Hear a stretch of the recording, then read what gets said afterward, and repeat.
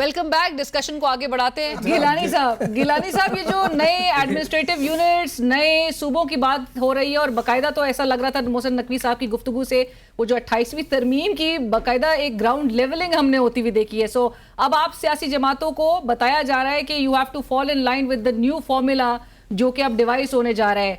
Are you ready for this sir? आप adopt करने के लिए आपकी जमात तैयार होगी?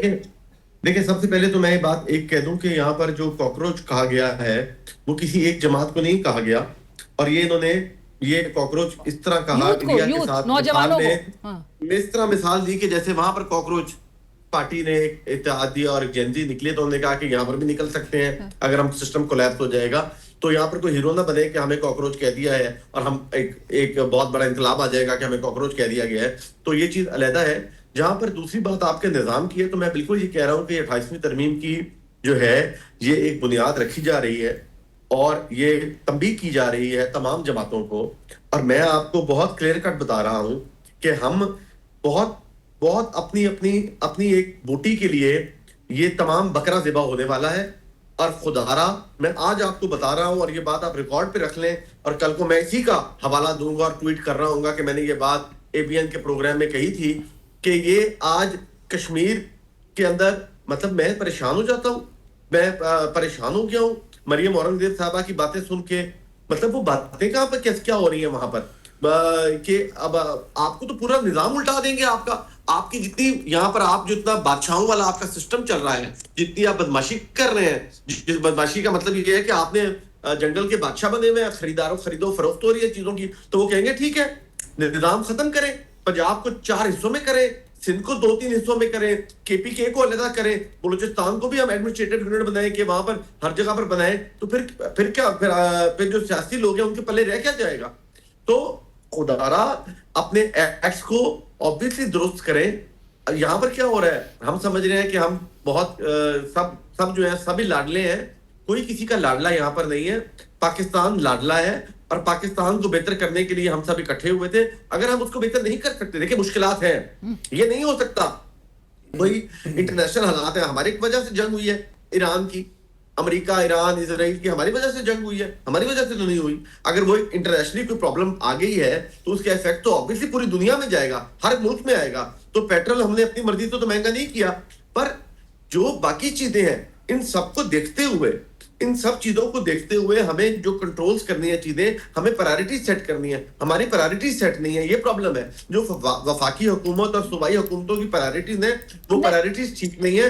आप वो प्रायोरिटीज गिलानी साहब प्रायोरिटीज तरजीहात हैं क्या? क्योंकि एक तरफ से तो सिर्फ बजाय अवाम को लग रहा है कि इक्तदार की ये जंग है। आप दोनों जमातें वफाक में एक दूसरे के इत्तेहादी हैं। आज बिलावल साहब फिर धमकी दे रहे थे कि जी अगर हमारा मैंडेट चोरी होगा तो वफाक में जो है वो उल्टी गिनती शुरू हो सकती है। इनको मैं समझता हूं कि प्रायोरिटीज जो है ज्यादा प्रॉब्लम जो है ना वो सूबों के अंदर हो रही है। देखिए अवाम को जो रिलीफ मिलता है वो मोस्टली अगर सूबे डिलीवर कर रहे हो तो बहुत सारी चीजें क्लियर हो जाती है। और मैं तमाम तो सर रोक कौन रहा है? अब दिहाइयों से आप लोग अपने सूबों में जो है वो हुकूमतें कर रहे हैं। आपकी गवर्नेंस पे जो है आप दोनों इत्तेहादी एक दूसरे के सवाल उठा रहे हैं। प्रायोरिटी इंफ्रास्ट्रक्चर नहीं होनी चाहिए, प्रायोरिटी हेल्थ, एजुकेशन और रोजगार होना चाहिए। हमें जितना पैसा है हमें वो सिस्टम के अंदर इंजेक्ट करना है और उससे हमें अपॉर्चुनिटीज क्रिएट करनी है, बजाय वो पैसा। अब मैं देख रहा था बसें पेंट हो रही हैं, अरबों रुपए का बिल आ जाएगा। ग्रीन बस पेंट हो रही है 14 अगस्त के लिए, क्या जरूरत है? क्या जरूरत है? आप लोगों को पता है हम 14 अगस्त अपने दिल से मनाएंगे, हम अपना झंडा खरीद के अपने घर पे लगाएंगे, हम लॉन्ग मार्च करेंगे खुद 14 अगस्त पे। हमें झंडे हमें ना पेंट करो बसें जो आवाम को अरब रुपए का बिल आएगा। ये एक चीज तो नोट कर लें, पंजाब हुकूमत ने जितनी मेट्रो बसें पूरे पंजाब में पेंट करेंगी और जो स्टिकर लगाएंगे उस पर कितना खर्चा आएगा? क्या जरूरत है इसको? दिल से होनी चाहिए। अपनी बिल्डिंगों पे लाइटें लगाएं। छोटी सी मिसाल दी है मैंने आपको। अब ये जो 2-3 अरब रुपया लग गया है, ये 2-3 अरब रुपए से कम 2-4-20 हजार खानदान कोई 6-7 महीने उनके गुजर जाते थे। वो किसी इंडस्ट्री में लग जाते पैसे तो वो इंडस्ट्री जॉब और अपॉर्चुनिटी क्रिएट कर देती। राइट। मैं गिलानी साहब यही इख्तियार साहब कौन रोक रहा है? एक तो सियासी जमातों को गवर्नेंस पे फोकस करने से, हुकूमतों में हैं आप लोग, और दूसरा ये कि जो आज बिलावल साहब कह रहे हैं कि अगर तो मैंडेट आपने चोरी किया, पहला मरहला उन्होंने लग रहा है बर्दाश्त कर लिया, अब किसी न किसी तरह से, लेकिन अगर मैंडेट आपने 2 मरहले में चोरी किया अगले तो फिर तो वो उल्टी गिनती वो कह रहे हैं कि वफाक में शुरू हो सकती है। फिर वो पीटीआई को भी ऑफर कर रहे हैं कि साथ मिल के कुछ हो सकता है। तो पीटीआई को तो बिलावल साहब ने पहले भी ऑफर किया था 2024 के इलेक्शन के बाद। नहीं, लेकिन अभी तो वो आपको अब वो क्या धमकी उस दे रहे वक्त गैर संजीदा ऑफर थी या उन्होंने एक्सेप्ट नहीं की, या अभी ये करेंगे तो वो एक्सेप्ट कर लेंगे? कुछ हालात ऐसे हो गए हैं। वो हम न्याजी साहब से पूछेंगे। उन्होंने तो पहले भी ऑफर की नहीं थी। लेकिन और जहाँ तक उल्टी शुल्टी गिनती की बात है, पहले अपनी गिनती सीधी कर ले तो बेहतर है। मैं इस बात पे कायल हूँ कि हुकूमतें बनती हैं जाने के लिए, ख़त्म होने के लिए।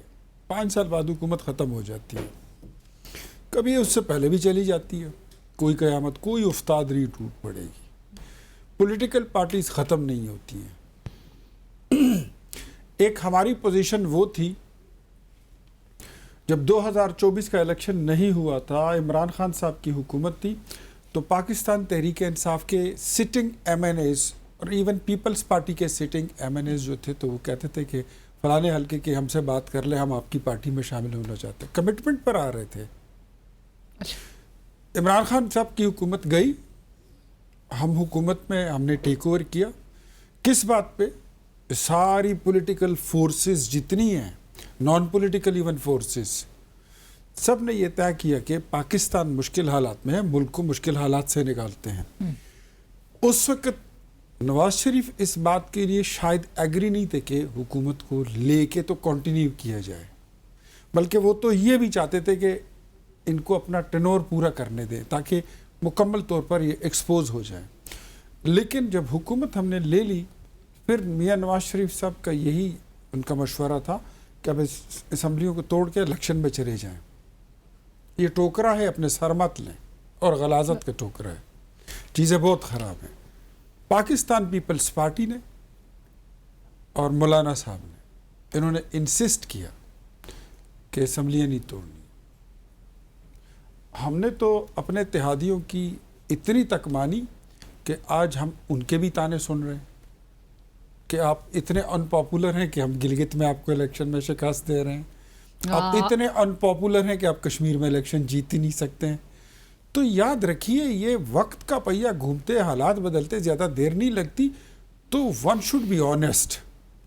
जो कमिटमेंट होती है वो कमिटमेंट होती है, and we are committed, and our commitment is with Pakistan, nothing else. But ये वो वोटर्स को कैसे समझाया जाएगा? अब जब मरियम साहिबा कहती हैं, और आप लोग की तो बाकायदा डिजिटल पेजेस से रिगिंग मास्टरमाइंड बिलावल साहब की तस्वीर के साथ ये सब लेवल पे अगर हमें पॉलिटिक्स नजर आ रही हो, रिगिंग की बारीक वारदात डालने के ये माहिर है, अगर इस किस्म की बातें की जाए, वो फॉर्म 47 का आपको कह रहे हैं कि जी नस्ल दर नस्ल धांधली की पैदावार है। सो वोटर को जिस नहज पे मामलात लेकर आ गए, वोटर को क्या समझाएंगे? फार्म 47 जो है ना, ये कोई गुनाह नहीं है।